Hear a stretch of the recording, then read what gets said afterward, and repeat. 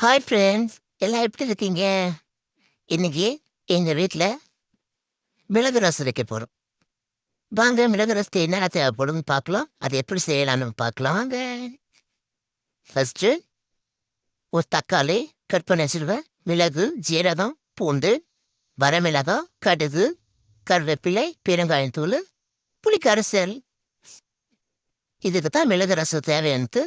வாங்க எப்படி செய்யலாம்னு பார்க்கலாம். அடுப்பு பற்ற வச்சுட்டு ஒரு ஏனத்தை வச்சிட்டோம். இப்போ எண்ணெய் ஊற்ற போகிறோம் தேவையான அளவு. இப்போ நான் காமிச்சேன்ல, அந்த பொருட்கள் ஒன் பை ஒன்னா நான் இந்த எண்ணெயில் சேர்க்க போகிறேன்.